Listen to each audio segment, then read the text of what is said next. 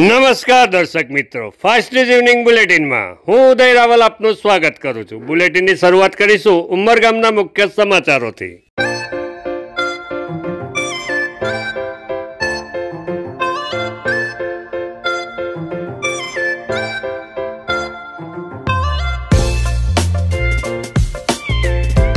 ઉમરગામ તાલુકાના સર્વાંગી વિકાસની નેમ સાથે ધારાસભ્ય રમણભાઈ પાટકર અવિરત વિકાસ કામોનું ખાતમુહૂર્ત કરી રહ્યા છે।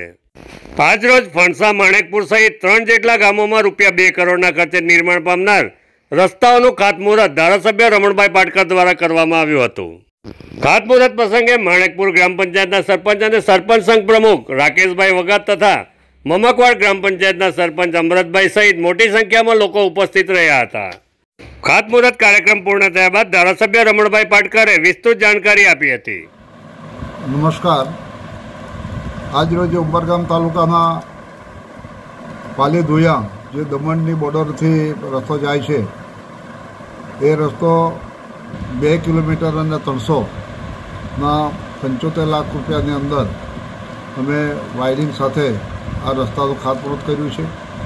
એ રીતે ફણસાની અંદર 60 લાખના ખર્ચે 2 કિલોમીટરનો રસ્તો, જેમાં ફણસા બજારથી કામરવાડ અને ત્યાંથી શમશાન ભૂમિના 300 મીટર અને રોહિત વાસદથી કોસ્ટલ હાઈવેને જોડતો 500 મીટર મળીને 2 કિલોમીટરનો રસ્તોનું ખાતમુહૂર્ત અહીંયા પણ અમે કર્યું હતું।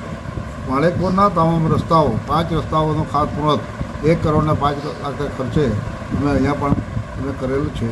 અને આ પ્રસંગે ત્યાંના સરપંચ માન્ય શ્રી રાજેશભાઈ, સરપંચ સંઘના પ્રમુખ, અને ત્યારબાદ મમકવાડના સરપંચ અમરતભાઈ અને સરેના સરપંચ પ્રવીણભાઈની ઉપસ્થિતિ પર ત્યાં હાજર હતી। આ રીતે 3 ગામોના આગેવાનો, કાર્યકર્તાઓ, મોટી સંખ્યાની અંદર જનસંખ્યાઓ હાજર થયા અને આજે આ 3 રસ્તાઓનું અમે ખાતમુહૂર્ત કર્યું છે। વાપીના ચલા વિસ્તારમાં નાણામંત્રી કનુભાઈ દેસાઈના હસ્તે 66 kV સબસ્ટેશનનું ભૂમિપૂજન કરાયું હતું। દેશમાં જરૂરિયાતના 50% વીજ પુરવઠો રિન્યુએબલ એનર્જી દ્વારા ઉત્પાદિત કરવામાં આવશે તેવું લક્ષ્ય રાખવામાં આવ્યું છે।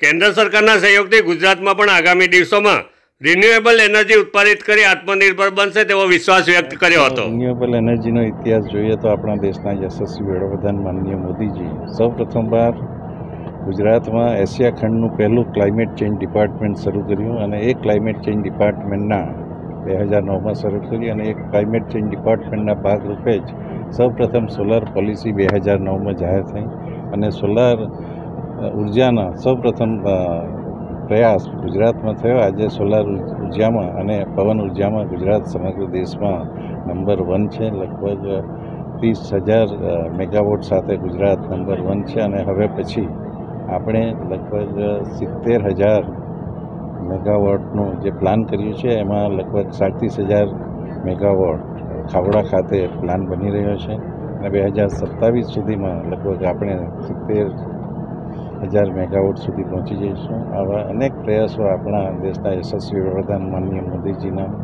માર્ગદર્શન અને ભૂપેન્દ્રભાઈ પટેલ સાહેબની સરકારના જે ગાઈડન્સ એસટી ઓબીસી જે કેટેગરીમાં હોય તો તેમને યુટી તરફથી અલગથી 10,000 રૂપિયાની સબસિડી પર કિલોવોટ મળશે અને એ પણ 3 કિલોવોટ સુધીની જ રહેશે, જેવી રીતે સેન્ટ્રલ ગવર્મેન્ટની છે।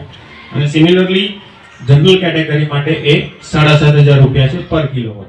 ભીમપોર ગ્રામ પંચાયત કચેરી ખાતે યોજાયેલ ગ્રામસભામાં દમણ દીવના સાંસદ ઉમેશભાઈ પટેલ ખાસ ઉપસ્થિત રહ્યા હતા।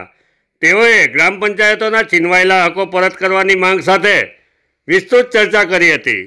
ગ્રામસભામાં ગ્રામજનો દ્વારા રજૂ કરાયેલા પ્રશ્નોનો ઉકેલ લાવવા સંબંધિત વિભાગના અધિકારીઓને સાંસદ ઉમેશભાઈ પટેલે સૂચન કર્યું હતું।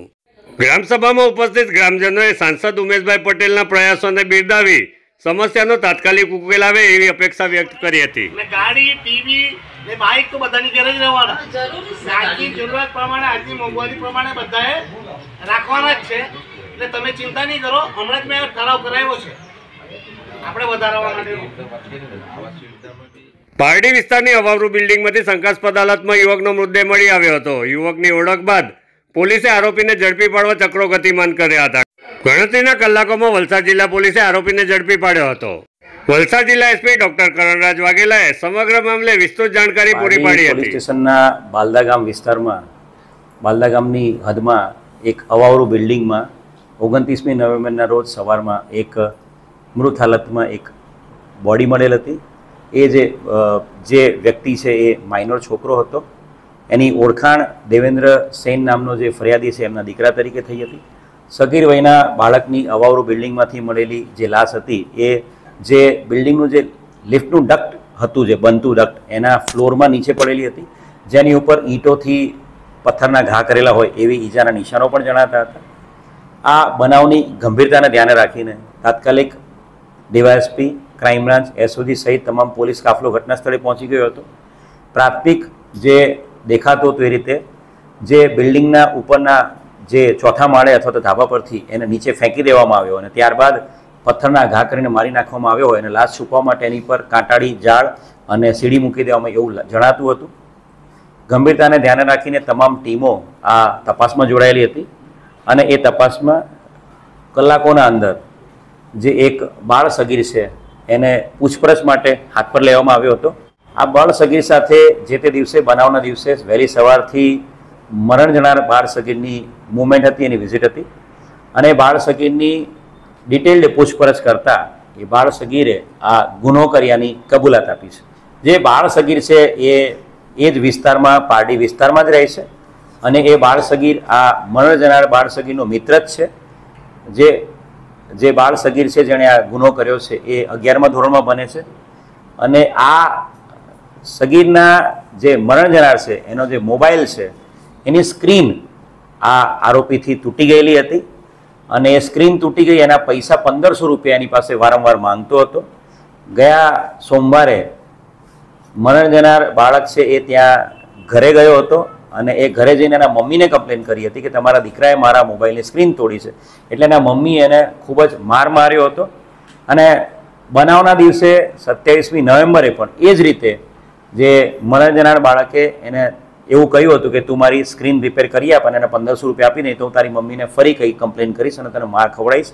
અને એ માર માર્યો અને માર ખાધો હતો એની બીકે અને પ્લસ એની પર જે ગુસ્સો હતો કે એના કારણે એને મમ્મી એને માર્યો હતો, એ ગુસ્સાના કારણે એ એને લઈ ગયો હતો કે ચાલ હું તને 200 રૂપિયામાં એક બિલ્ડિંગમાં સંતાડે તને લેવા અપાવું છું એમ કરીને એને બિલ્ડિંગના ચોથા માળે લઈ ગયો હતો અને ત્યાંથી એને ધક્કો મારી દીધો હતો. ધક્કો માર્યા બાદ એ નીચે ઉતર્યો હતો અને એવું લાગ્યું કે એણે એ જે વ્યક્તિ છે એ મર્યો નથી એટલે ગ્રાઉન્ડ ફ્લોર પર પડેલા ઈંટના ટુકડા લઈને એને મારવાનું ચાલુ કર્યું હતું અને જ્યાં સુધી એ મર્યો નહીં ત્યાં સુધી ઈંટના ટુકડા માર્યા હતા અને ત્યારબાદ એ જગ્યા પરથી ભાગી ગયેલો હતો. આ બનાવ છે એ 27મી જે બાળક નીકળ્યો ત્યારબાદ થોડાક કલાકોની અંદર જ આ બનાવ બન્યો હતો અને એ બનાવને અંજામ આપ્યા પછી એ છોકરો ત્યાંથી ભાગી ગયો હતો.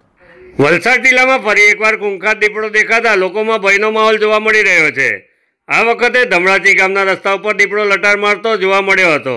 સમગ્ર ઘટના સીસીટીવી કેમેરામાં કેદ થઈ હતી.